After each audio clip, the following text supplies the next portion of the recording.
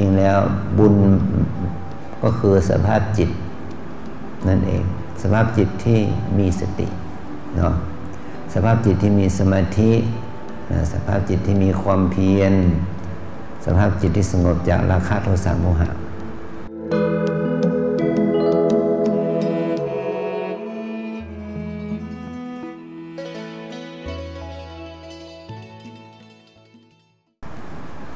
ช่วงนี้เรามีวันหยุดติดต่อกัน 3-4 วันเนาะวันที่13วันที่ระลึกถึงพระสมเด็จพระบรมชนกาธิเบศรมหาราชพระองค์ได้สวรรคต14-15ก็เป็นวันเสาร์วันอาทิตย์อีกใช่ไหมแต่อานิสงส์เนาะก็ได้พาเด็กๆเข้าวัดนะตัวน้อยดีใจไหมได้เข้าวัดลูก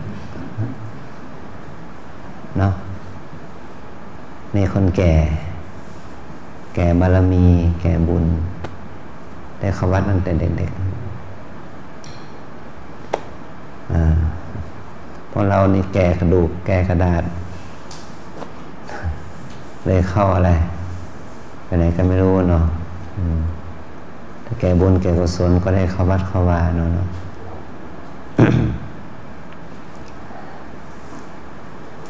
ทุกคนได้รู้จักวิธีการกราบวิธีการไหว้วิธีการเดินการนั่งนะจากการสาธิตของแม่ชีแล้วการฝึกนะการฝึกเจริญสติเป็นการฝึกเจริญวิปัสสนากรรมฐานแต่กรรมฐานในสมัยก่อนพระพุทธเจ้าอุบัติเขาเรียกว่าเป็นการฝึกให้เกิดสมาธิเพื่อเกิดความสงบแห่งจิตภาษาปัจจุบันนี้เราเรียกว่าสมถกรรมฐานนะสมถะนี่แปลว่าไม่ใช่ว่าอยู่ง่ายกินง่ายอะไรประเภทนั้นเนาะคำว่าสมถะนี่แปลว่าสงบนะสงบอะไรสงบคือนิวรณ์สงบเนาะนิวรณ์อะไรมีอะไรบ้างกามฉันทะแปลความพอใจในทางกามหรือว่าลุ่มหลงไปในรูปเสียงกลิ่นรสสัมผัสเนาะไปตามกระแสโลกนะพยาบาทโทสะความโกรธเกลียดชังอาฆาตพยาบาทปองร้ายกันเนาะ3ทินมิทะความง่วงเหงาหอนอนซึมเกียจคร้านเนาะอุทธัจจะกุกุจจะฟุ้งซ่านรำคาญใจเป็นวิจิกิจฉาความลังเลความสงสัยลังเลใจ5ประการเนี่ยถ้า5ประการนี้มีกำลังจิตเราก็จะไม่มีสมาธิพูดง่ายๆเนาะกำลังของสมาธิก็ไม่มีแต่ถ้าความชอบไม่ชอบง่วงฟุ้งสงสัยเนี่ย5ประการนี้อ่อนกำลังสมาธิมันก็จะเจริญฉะนั้นการฝึกให้เรามีสติมีสมาธิจึงเป็นเบื้องต้นของการเจริญวิปัสสนานะฉะนั้นเบื้องต้นใช่ไหมเราก็ต้องมาฝึกตัวเองเนาะให้จิตของเราเองนี่สงบจากความนิวรณ์ทั้ง5เลยนะชอบไม่ชอบง่วงฟุ้งสงสัยเนาะแค่นี้เราก็ยากแล้วนะ จะให้จิตสงบจิตนิ่งเลยเนาะก็ยากแล้วไม่ง่ายนะแต่ถ้าเราต้องการให้จิตได้มีโอกาสพักผ่อนเนาะก็ให้จิตทำงานน้อยลงนะทำไงให้จิตทำงานน้อยลงก็คือให้มันคิดน้อยลงเนาะให้มันฟุ้งน้อยลงนะก็ถือว่าเป็นโอกาสของเราละนะที่จะมาอยู่ร่วมกันอย่างสร้างสรรค์เนาะเรียกว่ามาทำบุญด้วยกันตอนนี้โยคีหญิงนี่มีแล้วสถิตินะมี85 คนไปแล้วนี่มาบวกกับพวกเราอีกนะอีกประมาณ30 กว่าชีวิตเนี่ยก็30 กว่าชีวิตก็ร่วม100 กว่าแล้วเฉพาะผู้หญิงเนี่ย ผู้ชายก็เป็นธรรมดามีแค่นี้นะ20-30ก็บุญแล้วนะผู้ชายหายากนะผู้ชายการปฏิบัติธรรมแบบสมัครใจมานี่นะยังไงผู้ชายก็สู้ผู้หญิงไม่ได้ผู้ชายหายากนะถ้าบังคับมาก็โอเคอยู่อันนี้เรามาเนี่ยก็คือมาหาบุญให้ตัวเองหน่อยเนาะแต่ว่าสร้างบุญสร้างกุศลนะเราจะหาบุญในที่ไหนเนี่ยหาบุญในที่กายที่กว้างศอกยาวานาคืบที่มีใจครองนี่แหละนะเราจะหาบุญที่นี่นะไม่ใช่หาบุญจากดินจากหินจากอะไรทั้งนั้นนะไม่ต้องไปหาบุญจากก้อนอิฐก้อนหินเจดีย์พระธาตุอะไรนั้นความจริงแล้วบุญก็คือสภาพจิตนั่นเองสภาพจิตที่มีสติเนาะสภาพจิตที่มีสมาธิสภาพจิตที่มีความเพียรสภาพจิตที่สงบจากราคะโทสะโมหะที่ว่าสงบจากนิวรณ์ 5เมื่อกี้นะชอบไม่ชอบว่างฟุ้งสงสัยถ้าสภาพจิตที่มันสงบจากนิวรณ์ทั้ง 5เนี่ยนั่นแหละสภาพจิตนั้นเป็นจิตบุญนะจิตบุญนะความสะอาดเนาะสมมติว่าเราต้องการมือสะอาดก็คือก็ล้างสิ่งปฏิกูลออกไปนะนี่เป็นต้นเนาะถ้าเช่นว่าเรามือเราไปจับนั่นจับนี้เนี่ยมันไม่สะอาดเนาะมันอาจจะมีเชื้อโรคอะไรเนาะก่อนที่จะไปทานข้าวก็ล้างมือกระด้วยมือสะอาดก็เกิดจากการล้างสิ่งปฏิกูลออกไปเนาะเมื่อสิ่งไม่สะอาดมันออกไปก็ความสะอาดก็คืนมาแล้วก็เราเช็ดพื้นก็ได้พื้นสะอาดเราซักผ้าก็ได้ผ้าสะอาดใช่ไหมเราแปรงฟันก็ได้ฟันสะอาดเนาะเราล้างหน้าก็ได้หน้าสะอาดสระผมก็ได้ผมสะอาดใช่ไหมเนี่ยล้างเท้าก็ได้เท้าสะอาดเนาะพูดมากไปก็ไม่เสียเวลาเปล่าเนาะสรุปแล้วว่าเราต้องทำมันถึงจะได้สิ่งที่ดีเกิดเนาะถ้าเราไม่ทำมันก็ไม่ได้สิ่งที่ดีเกิดขึ้นเนาะฉะนั้นถ้าเราต้องการให้จิตสะอาดเนาะทำยังไงให้จิตใจสะอาดจิตมันไม่ได้ไม่ได้เป็นรูปธรรมนะรูปธรรมอย่างที่ว่าเราเช็ดเราถูก็รู้สึกว่าสะอาดเองเนาะแต่จิตนี่มันเป็นนามธรรมจะทำยังไงให้จิตสะอาดก็คือการรับรู้อารมณ์ของเราทางตาหูจมูกลิ้นกายใจนี่นะถ้าการรับรู้อารมณ์ของในขณะนั้นมันเป็นการรับรู้ที่อย่างที่กล่าวเมื่อกี้นะว่าเป็นการรับรู้ที่ไม่ได้ก่อให้เกิดความโกรธความโลภความหลงความฟุ้งซ่านรำคาญสงสัยนั้นแล้วเรียกว่าจิตมันสะอาดเนาะหรือว่าถ้ามันความโลภความโกรธความหลงฟุ้งซ่านรำคาญสงสัยมันเกิดขึ้นเราก็ดับความฟุ้งซ่านรำคาญสงสัยเหล่านั้นนรกก็หลงเหล่านั้นจิตก็เข้าสู่ความสะอาดนะเนี่ยหมายความว่าจิตมันร้อนเมื่อเราฝึกให้มันเย็นลงเนาะจิตมันฟุ้งซ่านก็จิตให้มันสงบเห็นนะจิตมันอยากได้ก็สงบให้มันปล่อยวางไม่อยากได้อย่างนี้เนาะเขาเรียกว่าจิตสะอาดที่เราเรียกว่าจิตเป็นบุญฉะนั้นบุญจึงหาได้ในใจตนนี่นะไม่ใช่หาได้จากที่ไหนนะเรามาอยู่ที่นี่ก็มาหาสถานที่ที่มันเอื้อต่อการฝึกฝนเนาะว่าเรามีที่พักที่อาศัยมีอาหารการกินมีเพื่อนพ้องเรามีร่วมกิจกรรมเดียวกันทำให้เรามีกำลังใจนะเห็นเขาทำเราทำเนาะเห็นเขาฝึกเราฝึกเห็นเขาเดินเราเดินเห็นเขานั่งเรานั่งเป็นต้นเนาะจะทำให้เรามีความอดทนมากขึ้นถ้าเราทำคนเดียวนี่มันไม่มีกำลังใจเนาะมันมีแรงกระตุ้นใช่ไหมเราอยู่คนเดียวแล้วเห็นนั่นก็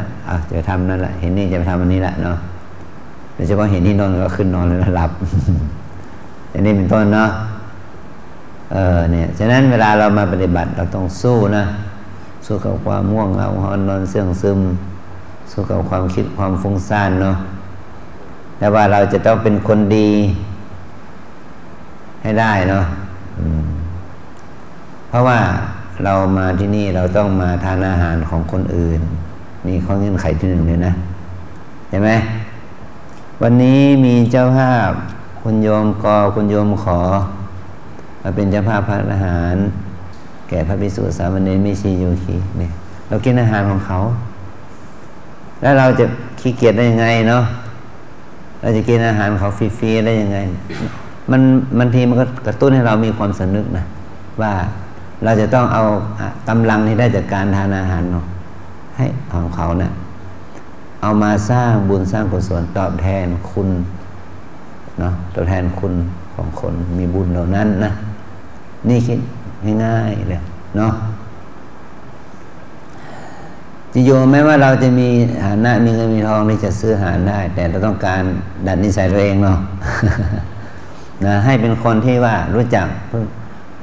เป็นหนี้บุญคุณคนอื่นบ้างนะหรือเราจะไม่ต้องการเป็นหนี้บุญคุณคนอื่นก็เราก็ทำบุญเยอะๆเนาะจะได้ไม่เป็นหนี้เขาถ้าเราไม่ต้องการเป็นหนี้เขาก็ให้ทำบุญเยอะๆหน่อยเนาะแล้วบุญเยอะๆจะไม่ได้หมายความว่าให้ทำทานถวายทานนั้นนะเยอะแยะอะไรไม่ใช่อย่างนั้นแต่มุ่งหมายถึงว่าให้เราภาวนามากๆเนาะ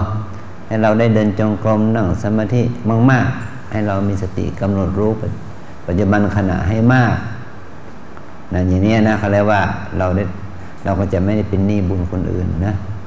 อันนี้คือเป็นข้อคิดให้เราได้เรียนรู้เนาะเนื่องจากว่าเรามีเวลาจำกัดบางคนก็มาแค่3 วัน3 วันเป็นแถบเลยเนี่ยทำไมมาน้อยจังล่ะฮะมีแค่3 วันในชีวิตเนี่ยวันนี้เมื่อวานกับวันพรุ่งนี้ ชีวิตนี่มีแค่นี้เนาะมีวันนี้กับเมื่อวานกับวันพรุ่งนี้เนาะ มีแค่3 วันนะเอาแค่3 วันนะก็มีวันนี้ทุกวันก็แล้วกันเนาะอาจารย์อยากให้เรามีวันเดียวก่อนมีวันนี้ไม่ต้องมีพรุ่งนี้นะแล้วไม่ต้องมีเมื่อวานมีเมื่อวานก็เครียดเนาะมีพรุ่งนี้ก็เครียดมีวันนี้วันเดียวก็พอละมีวันนี้นะทำวันนี้ให้ดีที่สุดพอตื่นขึ้นมาเมื่อวานดีจากวันนี้ดีนะวันพรุ่งนี้เป็นแค่ความคิดแค่จินตนาการเนาะพรุ่งนี้ไม่มีสำหรับการกระทำเพราะเรากระทำวันพรุ่งนี้ไม่ได้เราต้องทำวันนี้นะพอเราตื่นขึ้นมามันก็กลายเป็นวันนี้เสมอนะเราจะตื่นขึ้นมาไม่เจอวันพรุ่งนี้นะเวลาเราตื่นขึ้นมาไม่มีวันพรุ่งนี้มีแต่วันนี้จริงไหมเนาะเราจะตื่นขึ้นมาพบวันนี้เสมอไม่มีโอกาสพบวันพรุ่งนี้นะแต่ตอนนี้ที่เรายังไม่หลับนี่แหละเราจะคิดถึงว่าวันพรุ่งนี้นะวันพรุ่งนี้เป็นอย่างไรหนอเนี่ยนะวันพรุ่งนี้เป็นอย่างไรหนอนะมันก็ว่าวันลำปึงมันจะเป็นอย่างไรเนาะนี่เราจะเห็นนะเนาะวันลำปึงเป็นอย่างนี้เนาะ1 2 3ไปเลยใช่ไหมจนถึงเดี๋ยวนี้นี่เป็นอย่างนี้เนาะปฏิบัติกันตั้งแต่ตี 4ต้องถึงเนี้ยจนถึง4 ทุ่มเที่ยงคืนนั่นแหละเนาะบางคนเข้าในฐานปฏิบัติทั้งคืนอีกนะนี่คือวัดลำปึงนะวันนี้เป็นอย่างนี้นะฉะนั้นเมื่อเรามีวันเวลาของชีวิตอยู่นะความดีมันจะไปทางไหนมันก็อยู่ที่วันนี้นะมันเหมือนกับเราขับปั่นจักรยานเนาะปั่นจักรยานนะเราจะต้องการให้ไปถึงเป้าหมายให้ไว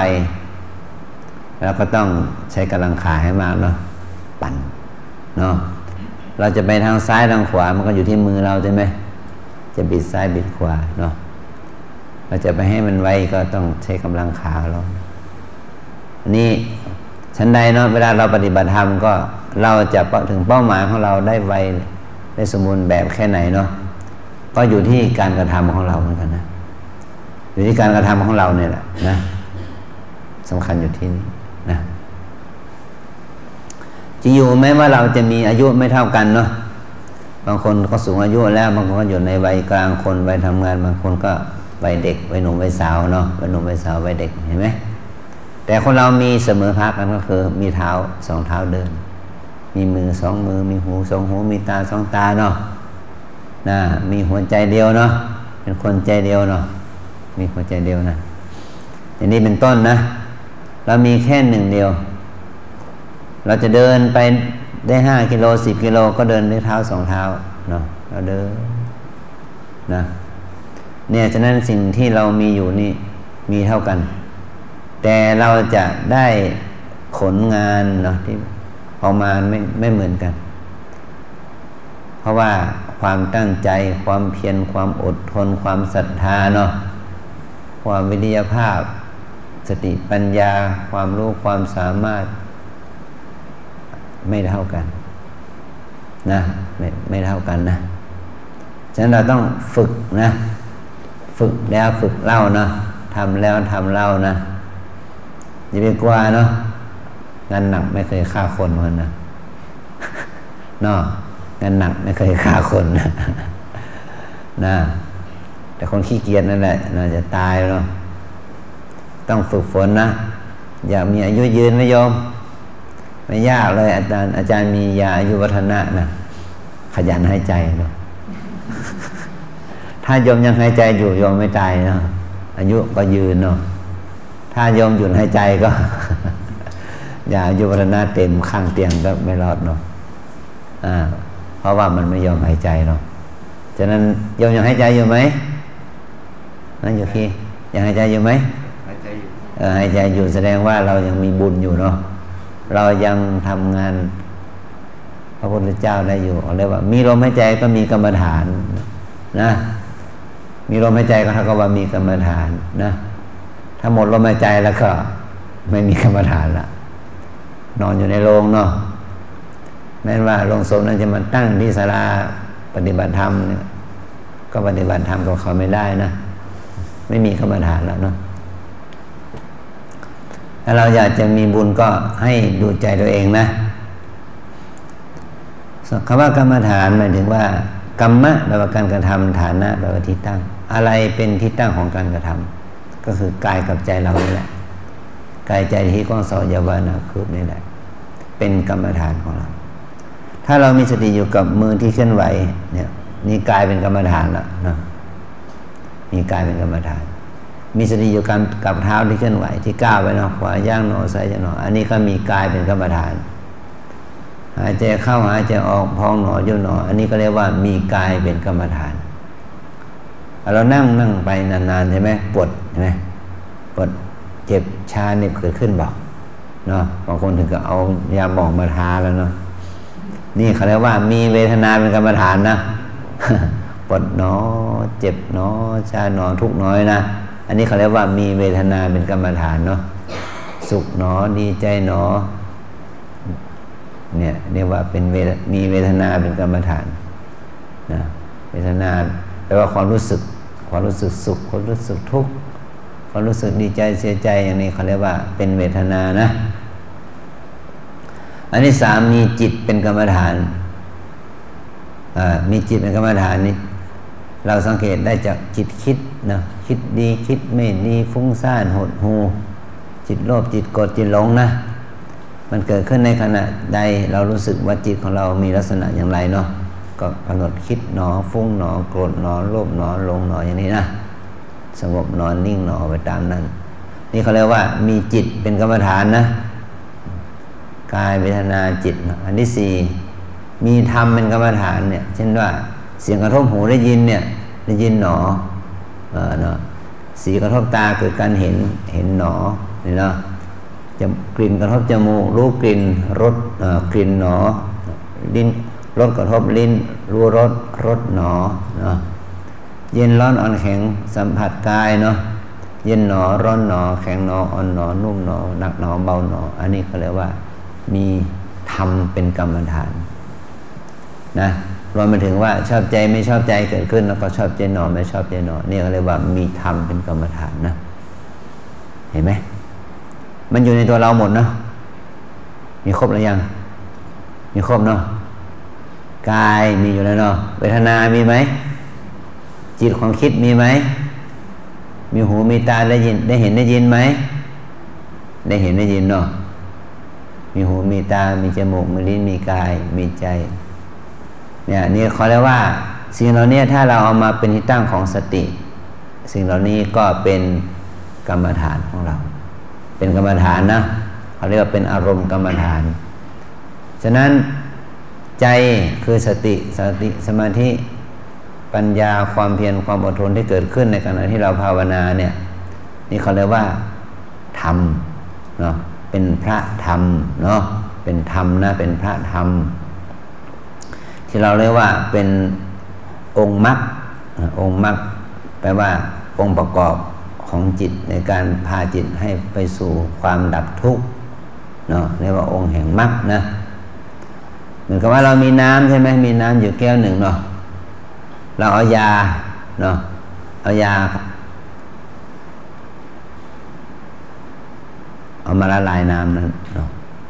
นะมันก็จะกลายเป็นน้ำยาเนาะมีองค์ประกอบของยา1 2 3ถ้าแบบโบราณเนาะเขาเลยยาฝนเขาก็จะเอาสมุนไพรมาเท่าไหร่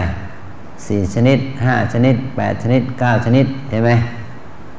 ถ้ายาสมุนไพรนี่ก็เอามาฝนเนาะแล้วก็มันก็จะได้น้ำมันก็จะมีน้ำสมุนไพรเข้าไปนะพอเราไปดื่มไปกินก็แก้โรคแก้ความป่วยไข้ได้เพราะว่าน้ำนั้นมีตัวยาเนาะผสมลงไปในอัตราส่วนที่พอเหมาะฉันใดเนาะใจของเราเนี่ยจะถ้าใจของเรานั้นมีองค์แห่งมรรคนะองค์แห่งธรรมนี่นะเข้าไปประกอบในการรับรู้อารมณ์มันก็จะเป็นใจที่มันเป็นใจฝ่ายดีเนาะเช่นเรามาเจริญสติเห็นไหมสตินี่เป็นธรรมะฝ่ายดีเนาะเขาเรียกว่าเป็นองค์มรรคข้อที่1สมาธิเป็นองค์มรรคข้อที่2ความเพียรเป็นองค์มรรคข้อที่3นะความนี่เนี่ยเมื่อเรามีความเพียรดีสติดีสมาธิดีนี่ว่าองค์แห่งมรรคเจริญขึ้นมาใช่ไหมแล้วก็เราก็มาอยู่อย่างนี้ใช่ไหมแล้วก็มีสัมมาวาจาเนาะเจตนาเว้นจากการพูดทุจริตสัมมาวาจากัมมันตะเจตนางดเว้นจากการกระทำทุจริตสัมมาชีวะเจตนาที่จะงดเว้นจากการประกอบอาชีพเลี้ยงชีพในทางทุจริตเนี่ยเรามาอยู่บ้านนี่เราได้อีก3ละไม่เนี่ยถึงขนาดติดป้ายงดพูดนะก็เพื่อไม่ให้เราพูดไม่ดีเลยเนาะนี่เจตนางดเว้นจากการพูดมุสาเจตนาในการงดเว้นจากการพูดส่อเสียดพูดคำหยาบและงดเว้นจากการพูดคำเพ้อเจ้อไร้สาระนี่เราได้ละสัมมาวาจาสัมมากัมมันตะคืออะไรเจตนางดเว้นจากการฆ่าสัตว์ลักทรัพย์และรักษาพรหมจรรย์ไม่ประพฤติผิดในกามเนี่ยได้สัมมากัมมันตะสัมมาชีวะคือการดำเนินชีวิตชอบก็คือดำเนินชีวิตที่ไม่ผิดวาจาไม่ผิดกายที่เป็นทุจริตไม่ทำกายทุจริตไม่ทำวาจาทุจริตก็ดำเนินชีวิตชอบแล้วอย่างเนี้ยเรามาอยู่เนี้ยเนาะมีสัมมาอาชีวะนะสัมมาอาชีพไม่วันนี้มุ่งในทุนนี้มุ่งหมายถึงดำเนินชีวิตชอบนะเนี่ยที่เรามาเดินมานั่งมาภาวนาทำวัดสวดมนต์ตั้งแต่เช้ายันค่ำอย่างนี้ถือว่าเป็นสัมมาอาชีพนะสัมมาอาชีวะเนี่ยเขาได้องค์มรรคอีก3นะรวมเป็น6แล้วเราได้เป็น6แล้วนะสัมมากัมมันตะแล้วแบบระลึกตรึกชอบที่เราคิดจะมาทำบุญเนี่ยคิดที่จะมาปฏิบัติธรรมนี่ตรึกชอบนะคิดชอบนะคิดเพราะว่าเรามาที่นี่เรามาเราหนีออกจากกามหนีออกจากโลกหนีออกจากกิเลสใช่ไหมอันนี้เขาเรียกว่าคิดชอบตรึกชอบเนาะมีเมตตาไม่ฆ่าสัตว์เนาะมีกรุณาไม่เบียดเบียนสัตว์เกิดขึ้นฝึกมันไม่มีก็ให้มันมีน้อยก็ให้มันมีมากเนาะด้วยอะไรล่ะด้วยปัญญาเห็นชอบรู้ว่าสิ่งนี้เป็นบุญรู้ว่าสิ่งนี้เป็นคุณรู้ว่าสิ่งนี้เป็นประโยชน์รู้ว่าสิ่งนี้เป็นคำสอนของพระพุทธเจ้ารู้ว่าสิ่งนี้เป็นธรรมะนี่เป็นสัมมาทิฏฐิความเห็นชอบเห็นไหมว่าเรามาปฏิบัติธรรมเราได้องค์มรรค8ประการนะองค์มรรค8เลยครบเลยนะแต่ว่ามันมีกำลังน้อย เรามาฝึกให้มันมีกำลังมากเนาะมันเป็นหนามที่มันอ่อนอยู่เนาะมันก็ไม่แข็งแต่ถ้ามันแก่มันก็แข็งหนามย่อเอาน้ำบ่งเนาะนี่นะบุญทุกคนมีบุญนะที่มาที่นี่ทุกคนเป็นคนมีบุญหมดนะทุกคนมีบุญนะตัวน้อยก็มีบุญนะลูกเนาะมีบุญแต่ว่าจะทำให้มันมีบุญนั้นมีกำลังแต่ถ้าเราไม่ได้ที่เราฝึกฝนอบรมบุญนี่มีกำลังก็สามารถขจัดกิเลสได้นะมันอยู่ที่ว่าเราจะต้องสร้างบุญให้มีกำลังเหมือนกับเราปลูกต้นยาสมุนไพรเราต้องการแก่นต้องการเปลือกที่มันสะสมอาหารใช่ไหมดีแล้วต้องเลี้ยงให้มันโตก่อนเนาะบางทีต้องตากให้มันแห้งก่อนบดมันเป็นผงมันจึงจะเป็นยาได้อย่างนี้เนาะฉันใดนะถ้าเราจะต้องการให้กายใจของเรานี่เป็นพระธรรมเราต้องการให้กายใจของเราเป็นพระธรรมได้ไหมเนาะได้ก็เมื่อเราใช้กายใช้ใจนี้เนาะบริหารให้มันเป็นบุญละบาปเนี่ยกายใจของเราก็จะเป็นพระธรรมเป็นพระกรรมฐานนะเนาะเมื่อกายใจนี้เป็นพระธรรมเป็นพระกรรมฐานเราดำเนินชีวิตบนพื้นฐานแห่งศีลสมาธิปัญญาเนี่ยการที่เราดำเนินชีวิตบนพื้นฐานของศีลสมาธิปัญญาเราได้ชื่อว่าเป็นสาวกของพระพุทธเจ้าเป็นอุบาสกอุบาสิกาเป็นภิกษุภิกษุณีอุบาสกอุบาสิกาที่เป็นสาวกของพระพุทธเจ้าเป็นพระสงฆ์เนี่ยเป็นพระสงฆ์นะสาวกของพระพุทธเจ้านะพระองค์ตรัสว่าผู้ใดเห็นธรรมผู้นั้นเห็นเราใช่ไหมถ้าเราเห็นสัจธรรมตัวนี้ก็ได้ชื่อว่าเราเห็นพระพุทธเจ้าเจ้าชายเทถะสรีระสังขารนั้นดำรงธาตุขันธ์ไว้แค่80 ปีเนาะก็ละสังขารไปเดือแต่พระธาตุอันนั้นก็ไม่ใช่ตัวที่จะช่วยให้เรารอดได้แต่พระธรรมที่พระองค์ทรงตรัสรู้ที่จะให้เรารอดได้นั้นพระธรรมเหล่านั้นอยู่ที่เราแล้วนะมันเหมือนกับว่าดินมันอยู่ที่นี่ถ้าเราเอามาปั้นเป็นพระมันก็เป็นพระดินอยู่ที่นี่เราเอามาปั้นเป็นอิฐมันก็เป็นอิฐนะดินที่อยู่ที่นี่เราเอามาปั้นให้มันเป็นภาชนะนะ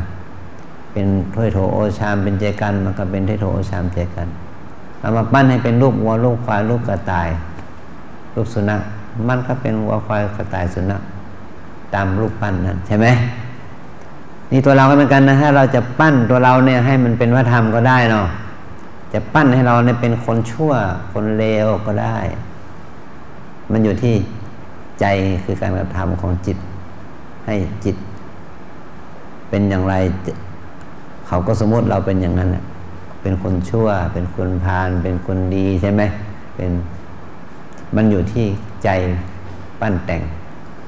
ชีวิตของเรานะฉะนั้นเราก็ต้องฝึกเนาะ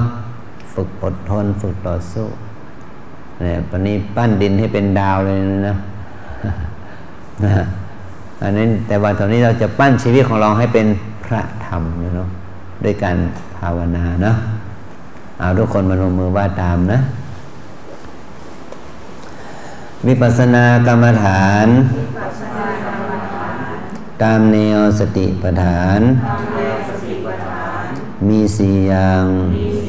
1 กาย2 เวทนา3 จิต4 ธรรมวิปัสสนากรรมฐานตามแนวสติปัฏฐานมี4 อย่าง1 กาย2 เวทนา3 จิต4 ธรรม1 กาย2 เวทนา3 จิต4 ธรรม1 กาย2 เวทนา3 จิต4 ธรรมกรรมฐาน4 ตัวนะกายเวทนาจิตธรรมเป็นกรรมฐานของเรานะกายเวทนาจิตธรรมนี้ก็อยู่ที่ตัวเราทั้งหมดนะกายก็อย่างที่บุญขี้ว่าตั้งแต่การกราบการเดินการนั่งการหายใจเข้าออกเนาะเวทนาก็คือความรู้สึกปวดเจ็บเหน็บชาสุขทุกข์ทางกายทางจิตนะ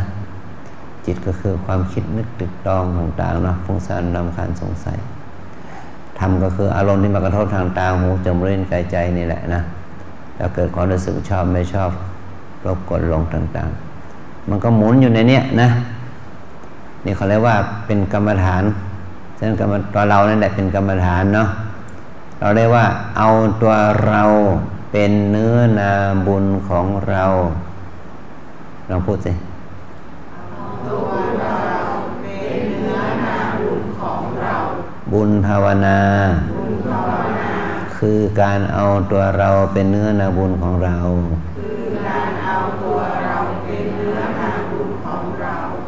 เราจะทำบุญภาวนานี่ต้องอาศัยการดูตัวเองเนาะ